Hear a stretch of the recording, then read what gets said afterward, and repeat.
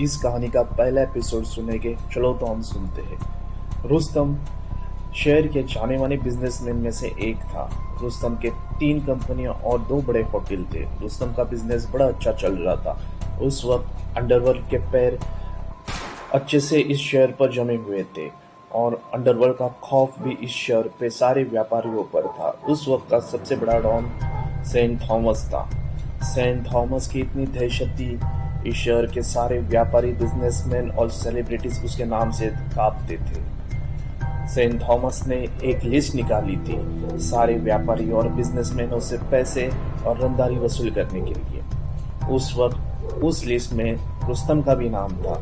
रुस्तम के बारे में ज्यादा कोई नहीं जानता था, केवल उसे रुस्तम सेठ कहते थे। रुस्तम रोजाना की तरह अपने कंपनी से घर की ओर अपने मर्सिडीज में निकल पड़ा। उसी वक्त रास्ते में उसे 3-4 गाड़ियों के काफिलों ने रोक दिया। रुस्तम बड़ा ही बहादुर था। रुस्तम ने अपने गाड़ी का दरवाजा खोल के बाहर आकर देखने की कोशिश की। तुरंत ही पीछे से एक आदमी ने डार्ट गन चला दी और रुस्तम को वही बेहोश कर दिया। रुस्तम जैसे ही कुछ समझता वो वही बेहोश हो गया। आदमियों ने रुस्तम को गाड़ी में डालकर सेंट थॉमस के ऑफिस में ले आए। सेंट थॉमस अपनी कैबिन में बैठा हुआ था। सारे व्यापारियों को किडनैप करके सेंट थॉमस के अड्डों पर लाया था।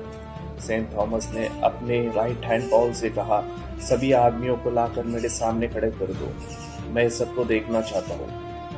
इस बार मैं सबको धमकी दूंगा और सबको वार्निंग दूंगा मुझे कितना पैसा चाहिए। पॉल ने तुरंत ही अपने आदमियों को ऑर्डर दी और सारे आदमियों को कतार में खड़ा कर दिया। उस कतार में रुस्तम भी था। रुस्तम ने एक घुटनों तक लंबा काला सूट पहना था। रुस्तम के सर पर एक हैट सी थी। सेंट थॉमस अपने कैबिन से बाहर आके बाहर की कुर्सी पर बैठ गया।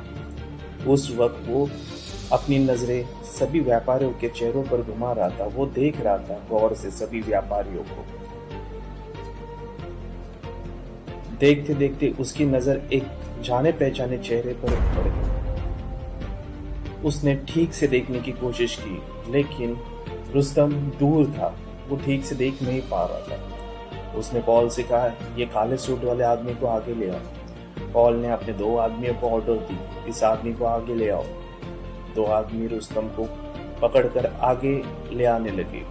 रुस्तम नशे की हालत में था। सेंट थॉमस ने जैसे रुस्तम को देखा, उसने रुस्तम को पहचान लिया और उसके कानों के पीछे से पसीना बहने लगा। वो डर के मारे अपनी कुर्सी से खड़ा हो गया। उसने कहा, पॉल, ये तो रुस्तम डांगी है, ये मौत और खौफ का दूसरा नाम है। तुरंत इस सभी आदमियों को छोड़ दो और इसे जहां से लाए वहां छोड़ के तुरंत भाग आओ।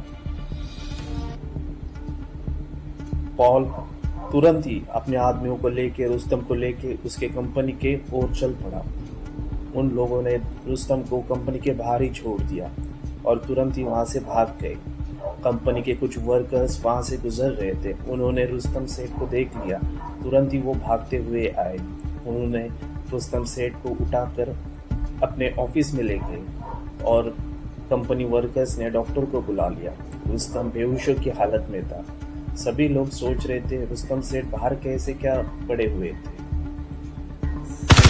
अपने कैबिन में बैठकर परेशान हुए जा रहा था। वो विस्की के ग्लास पे ग्लास भरे जा रहा था। कुछ समय वो विस्की के ग्लास को देखकर कुछ सोच रहा था। उसके राइट हैंड पॉल ने पूछा, क्या हुआ बॉस? सेंट थॉमस ने कहा, पॉल, क्या वो सच में रुस्तम डांगी था? जल्दी से तुम पीटर ठेकेवाले को और सैमुएल चर्ची को कॉल लगाओ। दोस्तों, पीटर ठेकेवाला और सैमुएल चर्ची भी एक अंडरवर्ल्ड के बड़े नाम थे। वो दूसरे शहर पर राज करते थे। सेंट थॉमस ने अपने राइट हैंड पॉल से कहा, तुरंत ही पीटर ठेकेवाले को और सैमुएल चर्ची को कॉल करो। पॉल ने तुरंत ही नंबर डायल किया। दोस्तों, इस कहानी का अगला भाग आप दूसरी वीडियो में सुनोगे।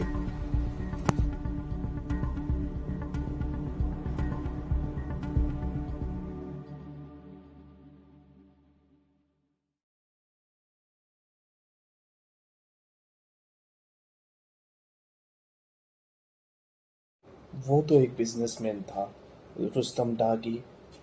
तो कहाँ रहता है, कहाँ चला गया, जिंदा है या नहीं,